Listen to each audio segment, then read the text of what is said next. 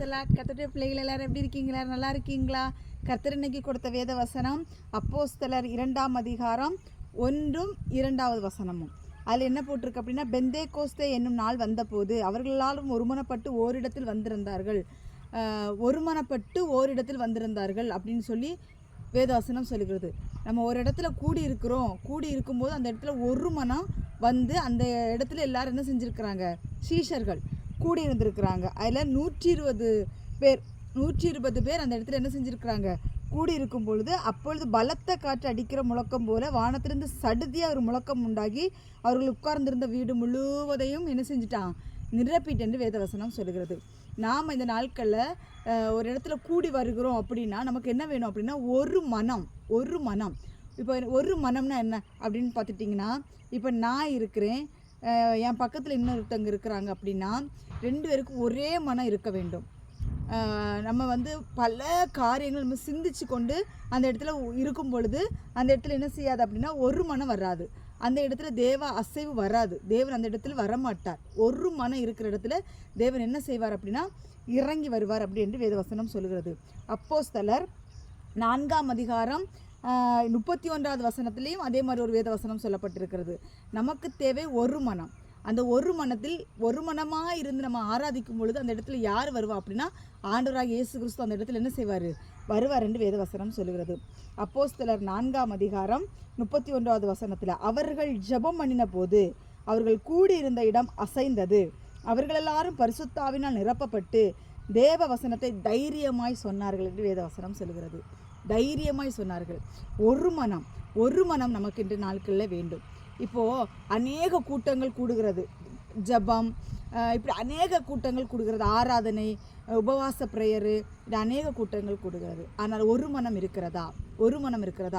ஆதி அப்போஸ்தலர் காலங்களில் வந்து எல்லாரும் கூடி வந்திருந்தால் அந்த இடத்துல ஒரு மனம் இருந்துச்சு. கூடி வந்திருந்த இடம் அசைந்தது என்று வேதவசனம் சொல்லுகிறது. இப்போது சபைகள் இருக்குது.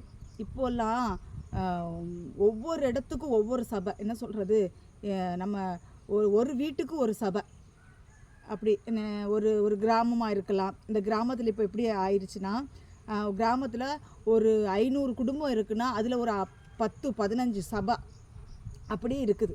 நான் என்ன சொல்ல வரேன்னா, இருக்கட்டும், சபைகள் பெருகணும், தேவ ராஜ்யம் இணைந்து கெட்டப்படணும் என்று வேதவசனம் சொல்கிறது. ஆனால் எத்தனை சபைகள் நம்ம இந்த தேசத்தில் கட்டி எழுப்பினாலும் எல்லா சபைகளில் ஒரு மனம் இருக்குதானா?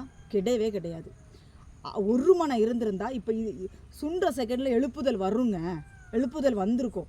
இன்றைக்கி அந்த கூடி இருந்த இடம் பழைய நம்ம பரிசுத்தவான்களை எடுத்துக்கிட்டால் கூடியிருந்த இடம் அசைந்தது என்று சொல்லுகிற வேதவசனம் சொல்லுகிறது. எல்லாரும் பரிசுத்தாவினால் நிரப்பப்பட்டார்கள், ஒரு மனதோடு வந்திருந்து ஆராதித்தார்கள், கூட்டமாக ஆத்துமாக்கள் ரட்சிக்கப்பட்டார்கள் எல்லாம் வேதவசனம் சொல்லுகிறது. அந்த ரட்சிப்பு இப்போ எங்கே? வேதவசனம் தானே, சத்தியமான வேதவசனம் தானே. ஏன் இன்னைக்கு கூட்டமாக ஆத்துமாக்கள் ரட்சிக்கப்படலை? ஏன் எழுப்புதல் வரல அப்படின்னா, தன் சுய சித்தத்துக்கு தன்னை ஒப்பு கொடுத்து ஊழியக்காரர்களாக இருந்தாலும் சரி, விசுவாச கூட்டத்தார்களாக இருந்தாலும் சரி, தன்னுடைய சுய லாபத்துக்காக ஊழியம் செய்கிறார்கள். கேட்டால் ஒரு மனமாக கூடி வர்றது, ஆடல் பாடல் சத்தம் எல்லாம் நடக்குது. தேவன் அந்த இடத்துல இருக்கிறாரா? தேவன் இருந்தால் அந்த இடத்துல இடம் அசையும். அவர்கள் கூடி வந்திருந்த இடம் அசைந்தது என்று வேதவசனம் சொல்லுகிறது. அவர்கள் அசையவில்லை, இடம் அசைந்தது அப்படி என்று வேதவசனம் சொல்லுகிறது. இன்னைக்கு எத்தனை இடங்கள் அசைகிறது யோசிச்சு பாருங்க. தனக்கு ஒரு அற்புதம் நடக்கணும், தனக்கு ஒரு அதிசயம் நடக்கணும், தன் தேவைகள் சந்திக்கப்படணும்னு சொல்லி இன்னைக்கு கூட்டங்கள் கூடுகிறது. தேவனை உண்மையாய் தேடுகிற கூட்டங்கள் எத்தனை இருக்கிறது? தேவனை பரிசுத்தமாய் தேடுகிற கூட்டங்கள் எத்தனை இருக்கிறது? தேவனை உங்கள் இருதயங்களில் பரிசுத்தப்படுத்துங்கள் என்று வேதவசனம் சொல்கிறது. இன்றைக்கு அந்த பரிசுத்தம் எல்லாம் கிடையாது. தன் தேவைகள் சந்திக்கப்படணும், தன்னுடைய ஆத்துமாவை குறித்ததான ஒரு அக்கறை கிடையாது. இந்த பூமியில் என்ன வாழணும், இந்த பூமிக்குரிய வாழ்க்கையில் என்ன வாழணும், வாழ்ந்துட்டு போயிட்டே இருக்கணும். ஆனால் பழைய ஏற்பாட்டு பரிசுத்தவான்களாக இருக்கட்டும், புதிய ஏற்பாட்டு பரிசுத்தவான்களாக இருக்கட்டும், ஆதி அப்போஸ்தலர்கள் என்ன பண்ணாங்க அப்படின்னா, கூடி வந்திருந்து தேவன் ஒரு மனதாக ஆராதித்த பொழுது அந்த இடத்தில் தேவன் இறங்கி வந்தார். அந்த இடம் அசைந்தது, பரிசுத்தாவினால் நிரப்பப்பட்டார்கள், தேவ வசனத்தை தைரியமாக சொன்னார்கள் என்று. இன்றைக்கு தேவ வசனத்தை தைரியமாக சொல்கிற எத்தனை ஊழியக்காரர்கள் இருக்கிறீங்க? மனிதர்களை பிரியப்படுத்த தானே ஊழியம் பண்ணிக்கிட்டு இருக்கிறீங்க? தேவனை பிரியப்படுத்த ஊழியம் பண்ணிட்டு இருக்கிறீங்களா? நீங்கள் இன்னைக்கு ஒரு 500 ஆத்துமா இருக்குதுன்னா அந்த 500 ஆத்துமாவுக்கு பிரியமானபடி தான் ஊழியம் செய்கிறாங்க. தேவனுக்கு பிரியமான ஊழியம் செய்கிறாங்களான்னு கேட்டால் இல்லை இல்லை. ஏன் அப்படின்னா இன்றைக்கு ஒரு ஆத்துமாவுக்கு ஒரு தப்பு செய்யுதுன்னா அந்த ஆத்துமாவிட்ட போய் நம்ம சொன்னோம்னா அந்த ஆத்துமா சர்ச்சை விட்டு வெளில போயிடுங்கிற பயம், காணிக்க வராது, தசமபாகம் வராதுங்கிற பயம். ஆனால் அந்த தசமபாக காணிக்க வாங்குறீங்களே, அந்த ஆத்மாவை குறிச்சதான பாரம் இருக்குது. அந்த ஆத்மா பரலோகத்தில் சேர்க்குங்கிற பாரம் இருந்துச்சுன்னா அது எப்பேற்பட்ட ஆளாக இருந்தாலும் சரி, நீ செய்கிறது பாவம்னு ஊழியக்காரங்க சொல்லணும். இந்த காலத்தில் எந்த ஊழியக்காரங்களும் அப்படி கிடையாது. எப்படி வருமானம் வரும், எப்படி கட்டடம் அசையும், எப்படி கூடியிருக்கிற இடம் அசையும், எப்படி ஆவியானவர் அந்த இடத்துல பலமாக வந்து கிரியை செய்வார், எப்படி தேவ வசனத்தை நீங்கள் தைரியமாய் சொல்லுவீர்கள், சொல்ல முடியாது. ஏன் அப்படின்னா உங்கள்கிட்ட மாமிசம் கிரியை செய்கிறது. மாமிச கிரியை செய்யும் பொழுது அந்த இடத்துல யார் வரமாட்டா? தேவன் வரமாட்டார் என்று வேதவசனம் சொல்லுகிறது. தேவன் வரணும்னா நீங்கள் உங்கள் மாமிசத்தை சுட்டரித்து அழிக்க கொடுத்துக்கிட்டு அப்புறம் பலிபீடத்தில் ஏறுங்க, அப்புறம் மெசேஜ் கொடுங்க. தேவ வசனம் பலமாய் வெளிப்படும், தேவ வசனம் எச்சரிப்பாய் வெளிப்படும். இந்த நாட்களில் எங்கே தேவ வசனம் பலமாக வெளிப்படுது? இந்த இந்த இந்த நாட்களெல்லாம் தேவ வசனம்லாம் பலமாக வெளிப்படலை. ஏன் வெளிப்படலை? அந்த இடங்களில் என்ன பண்ணுறாங்க அப்படின்னா, தான் வந்து என்ன சொல்கிறது, மக்கள் வந்து தன்னை கனம் பண்ணணும், தன்னை தூக்கி வைக்கணும், இப்படி மெசேஜ் கொடுத்தா மக்கள் என்ன தூக்கி வைப்பாங்க. தேவன் உங்களை கனப்படுத்த வேண்டும். என்னை கனம் பண்ணுகிறவர்களை நான் கனம் பண்ணுகிறேன், என்னை கனவீனப்படுத்துகிறவர்களை நான் கனவீனப்படுத்துவேன் என்று வேதவசனம் சொல்லுகிறது. தேவனை கனப்படுத்த பாருங்க, மனுஷனை கனப்படுத்தாதீங்க. கனப்படுத்தினவங்க எல்லாம் விழுந்து போயிடுவாங்க. லூசிபர் விழுந்து போனாம்ல, மேட்டின்மை, பெருமை, பொல்லாத அசுத்தாவி, இந்த மாதிரிப்பட்ட கிரியைகளை கொண்டு ஊழியம் பண்ணுறீங்களா, விழுந்து போயிடுவீங்க நீங்கள் சீக்கிரத்தில். மனம் திரும்புங்கள். உங்களுக்கு இந்த மேட்டின்மை வேண்டாம். ஊழியக்காரம்னா வேலைக்காரன். நம்ம கொடுத்த பண்ணி நம்ம செஞ்சுக்கிட்டு போயிட்டே இருக்கணும். கடிந்து கொண்டு உபதேசம் பண்ண சொன்னால் கடிந்து கொண்டு உபதேசம் பண்ணுங்க. இந்த நாட்களில் கர்த்தர் நிறைய எனக்கு ஆவியில் உணர்த்தப்படுது. நிறைய ஊழியக்காரங்கள்ட்ட இவங்கள்ட்ட போய் இந்த காரியத்தை சொல்ல மாட்டேங்கிறாங்க. ஏன் சொல்ல மாட்டேங்கிறாங்க அப்படின்னா, ஏதாவது தப்பாக நினச்சிக்குவாங்களோ, ஆலயத்துக்கு வராமல் போயிடுவாங்களோ, என்ன ஆண்டவர் இப்படி பேசுகிறாரு, இந்த ஆத்துமா ஒரு ஆத்துமா இல்லை, இதை குறித்து நம்ம பேசிட்டேன்னு இது இடர்கள் அடைந்து போயிருமே. கர்த்தர் சொன்னாரா, பேசுங்க. அது இடர்கள் அடைஞ்சு போனால் போட்டு, அது ஆண்டவருக்கு அவங்களுக்குள்ளது. தேவனுடைய கர்த்தருடைய பிள்ளைகளை, ஊழியக்காரர்களை கர்த்தர் என்ன சொல்லுகிறாரோ அதன்படி செய்யுங்கள். இங்கே ஒரு வேதவசனம், எரேமியா 3ஆம் அதிகாரம் 15வது வசனத்தில் என்ன சொல்லப்பட்டிருக்குன்னா, உங்களுக்கு என் இருதயத்துக்கு ஏற்ற மேய்ப்பர்களை கொடுப்பேன். யார் இருதயத்துக்கு ஏற்ற மேய்ப்பர்களை? அவருக்கு இருதயத்துக்கு ஏற்ற மேய்ப்பர்களை, மனிதர்களுக்கு பிரியமான மேய்ப்பர்கள் இல்லை. அவர் என்ன அழகாக சொல்கிறார் பாருங்க, உங்களுக்கு என் இருதயத்துக்கு ஏற்ற மேய்ப்பர்களை கொடுப்பேன். நம்ம அவருக்கு பிரியமானபடி ஊழியம் செய்யணும், அவர் இருதயத்துக்கு ஏற்றபடி ஊழியம் செய்யணும். அப்படிப்பட்ட மேய்ப்பர்களை உங்களுக்கு கொடுப்பேன், அவர் உங்களை அறிவோடும் புத்தியோடும் மேய்ப்பார்கள். இன்றைக்கு ஊழியம் பண்ணுறாங்க, நான் ஊழியக்காரர்களை நான் சொல்கிறேன், ஊழியம் பண்ணுறாங்க. எத்தனை பேர் மந்தைகளை வந்து அறிவோடு புத்தியோடு நடத்துகிறீங்க? நான் ஒன்று சொல்லட்டா, இந்த நாட்களில் ஊழியம் எப்படி தெரியுமா நடந்துகிட்ருக்கு? கர்த்தருடைய பிள்ளைகளே, மேடல் நிற்கிறானுங்கள்ல ஊழியக்காரனுங்க,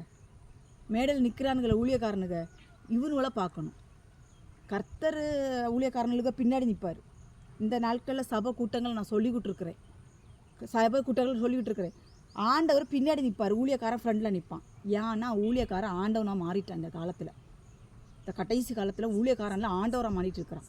கள்ள தீர்க்கதரிசிகள், கள்ள கூட்டங்கள், லூசிபரின் ஆவி, அதான் சீக்கிரம் வரப்போகிறான் அந்தி கிறிஸ்து, அவனுடைய ஆவி இப்போவுமே செயல்பட்டுருக்குன்னு வேதவசனம் சொல்லுகிறது. அப்படிப்பட்ட ஊழியக்காரனுக்கு இருக்கிறாங்க. ஊழியக்காரனை கண்டா பயம், ஊழியக்காரன் வர்றான்னா பயம்.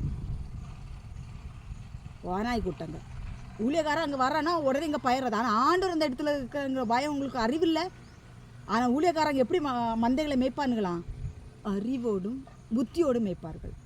என் இருதயத்துக்கு ஏற்ற மேய்ப்பரை கொடுப்பேன்னு ஆண்டவர் சொல்கிறாரு. அவர் இருதயத்துக்கு ஏற்ற மேய்ப்பனை கொடுத்துருக்குறாரு.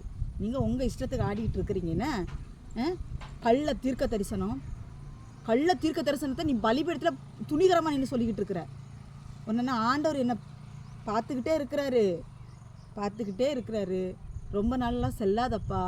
நீ யாராக இருந்தாலும், பெண் தீர்க்கதரிசியாக இருந்தாலும் சரி, ஆண் தீர்க்கதரிசியாக இருந்தாலும் சரி, ரொம்ப நாள் உங்கள் ஆட்டோலாம் செல்லாது. புரியுதா? கர்த்தர் பொறுமையாய் பார்த்து கொண்டிருக்கிறார் என்றால் ஒரு நாள் மனம் திரும்புவ, உன்னை தூக்கி எடுக்கலான்னு பார்க்குறாரு. இப்படியே ஜனங்களை நீ வஞ்சிச்சுக்கிட்டே இருந்தேன்னு வச்சுக்கையா, நடக்கிறது அப்புறம் ஆண்டவருக்கும் உனக்கும் உள்ளது. அதை ஆண்டவர் பார்த்துக்க. எச்சரிக்கக்கூடியது என்னுடைய கடமை. ஏன் அப்படின்னா ஆண்டவர் எனக்கு அந்த வரத்தை கொடுத்துருக்கிறார். நான் அதை சொல்லத்தான் செய்வேன். அவர் என்ன சொல்கிறார் அதை நான் சொல்லத்தான் செய்வேன். அது உங்களுடைய பிரச்சனை. அது கேட்குறதும் கேட்காததும் உங்களுடைய பிரச்சனை. வேதவசனம் சொல்லுகிறது. கர்த்தருடைய பிள்ளைகளே, இந்த நாட்களில் கர்த்தர் ஒரு வசனத்தை கொண்டு பேசுகிறார், கேளுங்க. 1 சாமுவேல் 12ஆம் அதிகாரம் 23வது வசனம். நான் உங்களுக்காக விண்ணப்பம் செய்யாதிருப்பேன் ஆகையில் கர்த்தருக்கு விரோதமாய் பாவம் செய்கிறவனாயிருப்பேன். அது எனக்கு தூரமாக இருப்பதாக. நன்மையும் செவ்வையுமான வழியை நான் உங்களுக்கு போதிப்பேன். எப்படி? நன்மையும் செம்மையுமான வழியை நான் உங்களுக்கு போதிப்பேன் அப்படின்னு சொல்லி வேதவசனம் சொல்கிறது. உங்களுக்காக நான் விண்ணப்பமும் பண்ணணும். இன்றைக்கி என்னால் எல்லாரும் சொல்கிறாங்க, நீங்கள் ஏன் அடுத்தவங்கள குறைய பேசுகிறீங்க, நீங்கள் போய் அரை வீட்டில் போய் உட்காந்து ஜோம் பண்ணுங்களே. ஜோம் பண்ணா இன்னைக்கு நான் சொல்கிறேனே, ஏன் வேலைக்கு போகிறீங்க, ரூமுக்குள்ளே போயிருந்து உட்காந்து ஜெபம் பண்ணுங்க, தேவைகள் சந்திக்கப்படட்டும். ஏன் வேலை செய்து கடுமையாக உழைக்கிறீங்க? ஏன்னா ஜெபம் தானே பண்ண சொல்லியிருக்கிறாரு. போய் ஜெபம் பண்ணுங்க. பிள்ளைகளுக்காக ஜோம், எல்லாத்துக்காக ஜோம் பண்ணுங்க. ஏன் கிரியையில் காமிக்கிறீங்க? ஆண்டவர் என்ன சொல்லியிருக்காரு? உன் ஜெபம்லாம் எனக்கு தேவை கிடையாது, கிரியையில் காமி. முதல்ல ஜெபமும் பண்ணு, உன் கிரியையில் காமி. நீ சும்மா அரை வீட்டுக்குள்ளே வந்து ஜோம் பண்ணிகிட்டே இரு. நீ ஏன் சுவிசேஷம் அறிவிக்கணும்? ஏன் ஊழியக்காரங்க சுவிசேஷம் அறிவிக்கணும்? அரை வீட்டுக்குள்ளே உட்காந்து ஜோம் பண்ணிகிட்டே இருக்கலாமே. போதிக்கக்கூடியது ஊழியக்காரர்களுடைய கடமை. கண்டிப்பாக போதிக்கணும். அதான் ஆண்டவர் என்ன சொல்கிறது? நன்மையும் செவ்வையுமான வழியை நான் அவர்களுக்கு போதிப்பேன். இந்த நாட்களில் கர்த்தர் என் நாவினால் பேசுகிற வார்த்தை நன்மையும் செம்மையுமான பாதைகள் உங்களுக்கு கொண்டு சேர்க்கும். பாவத்தை விட்டு விலகி வர செய்யும். கர்த்தருடைய பிள்ளைகளை ஒரு மனம் இல்லையா அந்த இடத்துல தேவன் இருக்க மாட்டார். இந்த நாட்களில் நான் ஒன்று சொல்கிறேங்க, கர்த்தருடைய பிள்ளைகளே, ஆலயத்துக்குள்ளே நடக்கிற அருவருப்புகளை நான் சொல்லி கொண்டு இருக்கிறேன். என்ன சொல்கிறது? ஆராதனை நடந்துக்கிட்டே இருக்கும். பார்த்துக்கோங்க, அநேக சபைகள் இது ஆராதனை நடந்துக்கிட்டே இருக்கும். ஒருத்தவங்க ஒரு பைபிள் படித்தாலோ ஜெபம் பண்ணாலோ இன்னும் என்ன சொல்கிறது சாட்சி சொன்னாலோ அவங்களுக்கு விரோதமாக பேசுகிற நாவை கர்த்தர் அறுத்து போடுவார். உனக்கு செய்ய முடியாது, செய்கிறவங்கள நீ செய்ய விட மாட்டேன். அவங்களுக்கு கர்த்தர் அந்த தாளந்தை கொடுத்திருக்கிறார். அவர்கள் சாட்சி சொல்லுவார்கள், ஜெபிப்பார்கள், வேதவசனத்தை வாசிப்பார்கள், பிரசங்கம் பண்ணுவார்கள், எதை வேணாலும் பண்ணுவாங்க கர்த்தருடைய காரியத்துக்காக. ஆனால் உனக்கு நீ உட்காந்து நக்கல் அடிக்கிறது, நையாண்டி அடிக்கிறது, ஒரு நாக்கை அறுத்து போடுவார். பார்த்துக்கிட்டே இருக்கு, நாக்கை அறுத்து போடுகிற ஒரு நாள் சூழ்நிலைகள் வருது பாரு. நீ ஆட்டம் போடு. ஆலயத்துக்குள்ளே இருந்து, பரிசுத்த தேவாலயத்துக்குள்ளே இருந்து நீ ஆட்டம் போட்டுக்கிட்டு இருக்கிற. உச்சந்தலை உடைப்பார்னு இருக்கு வேதவசனம். இந்த வசனம்லாம் யாருக்கு நீ கண்ணில் காணாது. ஆசீர்வதிக்கப்பட்டவர்களாக இருப்பீர்கள். இந்த வசனம் தான் இன்னைக்கு எல்லாருக்கும் செவிகளில் விழுந்துட்டு இருக்குதா? நம்பாதீங்க. இது ஆசீர்வாதமாக இருக்கக்கூடிய காலம் கிடையாது. பரிசுத்தமாய் வாழக்கூடிய காலம் இது. பரிசுத்தமாக வாழ்ந்தால் நித்திய ராஜ்யத்துக்குள்ளே போகலாம். நன்மையும் செவ்வையுமான பாதைகளை உங்களை யார் நடத்துகிறார்களோ அந்த இடம் தான் பரிசுத்தமான இடம். பரிசுத்தமான நன்மையும் செவ்வைனா பரிசுத்தம். அந்த பாதையில் நடத்துகிறாங்களா? அதுதான் உண்மையான ஒரு தேவனை ஆராதிக்கிற ஒரு கூட்டம் என்று வேதவசனம் சொல்கிறது.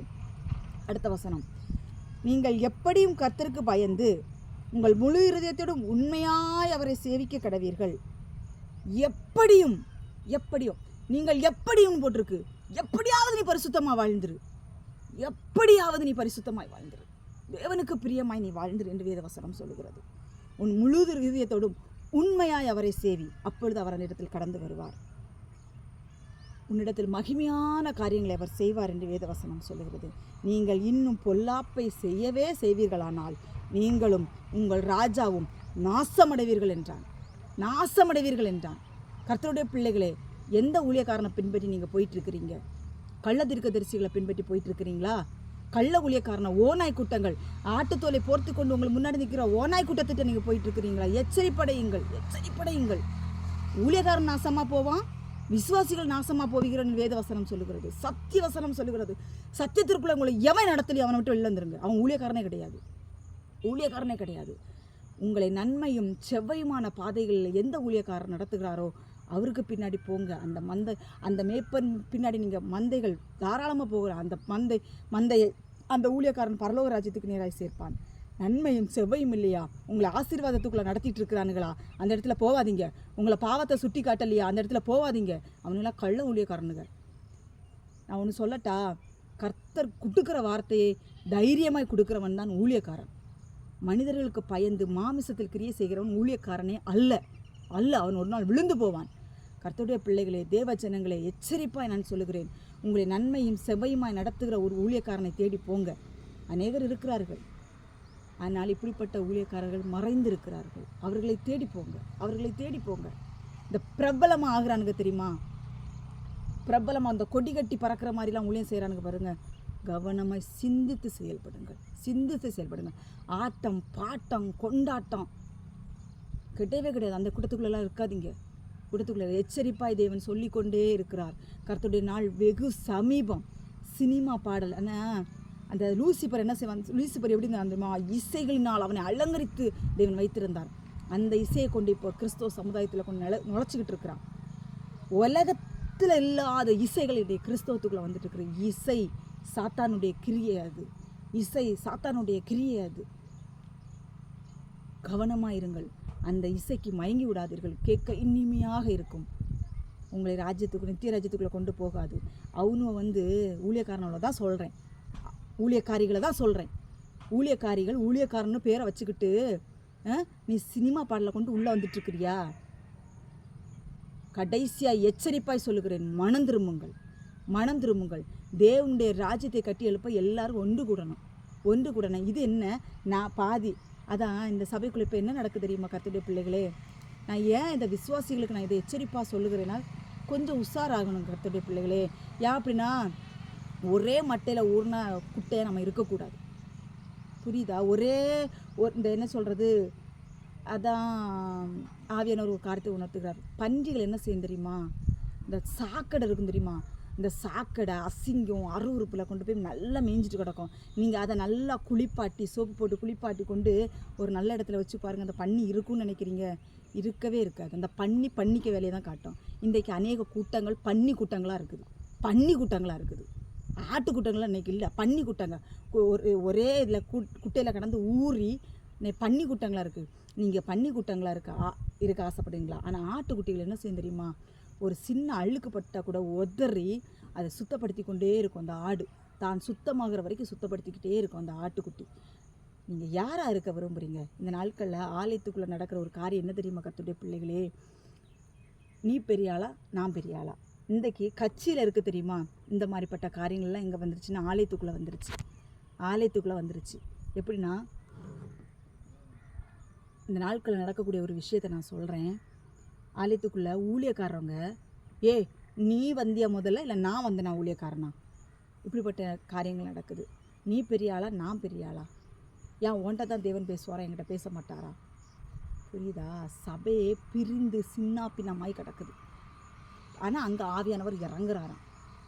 இதெல்லாம் எங்கே போய் நம்புறது? ஆவியானவர் எங்கே இறங்குவார்னா, நம்ம வாசித்த வசனத்தின் பிரகாரம் ஒரு மனம் இருக்கிற இடத்துல ஆவியானவர் வருவார். நன்மையும் செவ்வையுமாய் உங்களுக்கு யார் போதிக்கிறார், யார் உங்களை வழி நடத்துகிறாரோ அந்த இடத்துல தேவன் வருவார். பரிசுத்த ஆவியானவர் வருவார். உங்களுக்கு என் இருதயத்துக்கு ஏற்ற மேய்ப்பன் நான் கொடுப்பேன்னு சொல்கிறாரு. யாருக்கு இருதயத்துக்கு ஏற்ற மனுஷன்னா, நீ வாரம் போகிறவனுக்கு ஏற்ற இருதயத்துக்குள்ளே மேய்ப்பன் இல்லை, தேவாதி தேவனுக்கு இருதயத்துக்கு ஏற்ற மேய்ப்பன் நான் உங்களுக்கு கொடுப்பேன் என்று தேவன் இந்த நாட்களில் வாக்கு கொடுக்கிறார். கர்த்தருடைய பிள்ளைகளே, தேவ வசனம் எங்கே வெளிப்படலை, கடிந்து கொள்ளுதல் எங்கே வெளிப்படலை, அந்த இடத்த விட்டு வெளியில் வந்துடுங்க. கடிந்து கொள்கிற இடங்களுக்கு போங்க. கடிந்து கொள்கிறது தான் பரலோக ராஜ்யத்தை சேர்க்கும். ஆசீர்வாதம் வேண்டாம். இந்த பூமிக்குரிய ஆசீர்வாதம் நமக்கு வேண்டாம். நமக்கு தேவை பரலோகத்துக்கு ஆயத்தப்பட்டு நித்திய ராஜ்யத்துக்கு நேராக செல்ல நம்ம ஆயத்தமாகவும் கர்த்தராகிய இயேசு கிறிஸ்து சீக்கிரம் வரப்போகிறார். அவருடைய வருகைக்கு எதிர்கொண்டு போகிறார். அனைவரும் ஆயத்தமாடுவோம். கர்த்தர் தாம் இந்த வார்த்தைகளை ஆசீர்வதிப்பாராக. ஆமென். ஒரு சிறிய ஜெபம். பரலோக பிதாவே, ஸ்தோத்திரிக்கிறோம். இந்த நாட்களில் அப்பா எங்களுக்கு ஒரு மனம் வேண்டும் என்று போதித்தீங்க. அது மட்டுமல்ல தகப்பனே, ஸ்தோத்திர ஆண்டவரே, எங்கே நீர் வருவீர் அந்த இடத்துல நாங்கள் ஒரு மனமாய் கூடி ஜெபிக்கும் பொழுதும் நாங்கள் எங்களுடைய பாதைகளை நன்மையும் செவ்வையுமாய் நாங்கள் காத்து நடக்கும் பொழுது எங்களிடத்தில் நீங்கள் வருவீங்கப்பா. நாங்கள் ஆண்டவரே எங்கள் இருதயத்துக்கு ஏற்ற மேய்ப்பர்கள் நாங்கள் தேடுகிறது அல்ல ஆண்டவரே, உம்முடைய இருதயத்துக்கு ஏற்ற மேய்ப்பர்களை நீங்கள் எங்களுக்கு கொடுத்து நாங்கள் அந்த பாதையில் செல்ல வேண்டும் என்று எங்களுக்கு நாட்களில் எங்களுக்கு போதித்தீங்க ராஜா. அதற்காக உமக்கு ஸ்தோத்திரம் செலுத்துகிறோம் தகப்பனே. கர்த்தாவே, நாங்கள் எல்லாரும் ஒரு மனமாய் கூடி வரும் பொழுது அந்த இடத்தில் நீங்கள் இறங்கி வருவீங்க. இந்த நாட்களில் ஆலயத்தில் அருவருப்புகள் அசிங்கங்கள் ஆண்டவரே ஏராளம் குவிந்து கிடக்கிறதப்பா. இப்படிப்பட்ட அருவருப்புகள் இயேசுவி நாமத்தினால் இப்பொழுது தேவாலயங்களை விட்டு வெளியே போகட்டும் அப்பா. திருச்சபை பரிசுத்தப்படுத்தி உங்களுடைய வருகைக்கு என்று ஆயத்தப்படுத்துங்க. ஒவ்வொரு ஆத்துமாக்களும் ஆயத்தப்படுத்துங்க. ஒவ்வொரு ஊழியக்காரர்களும் நீங்கள் எச்சரிப்பை கொடுத்துடணும் ஆண்டவரை. கொடுத்து ஒவ்வொரு ஊழியக்காரர்களும் மனம் திரும்பட்டும். முதலாவது ஊழியக்காரர்கள் மனம் திரும்பினா தான் ஆண்டவரை மந்தைகள் மனம் திரும்ப முடியும். முதலாவது ஊழியக்காரர்களை எச்சரிப்பு கொடுங்கப்பா. அடியை கொடுத்து ஆண்டவரை ஊழியக்காரர்கள் மனம் திரும்ப என் தேவனை எச்சரிப்பை கட்டளையிடுங்க. ஆசீர்வதிங்க. துதிகன மகிமையில் அப்பாவுக்கே செலுத்துகிறேன். இயேசு கிறிஸ்துவின் ஜெபிக்கிறேன் பிதாவே. ஆமேன் ஆமேன். கர்த்தர் தாமே உங்கள் அனைவரையும் ஆசீர்வதிப்பாராக. ஆமேன். ஸ்தோத்திரம். Praise the Lord.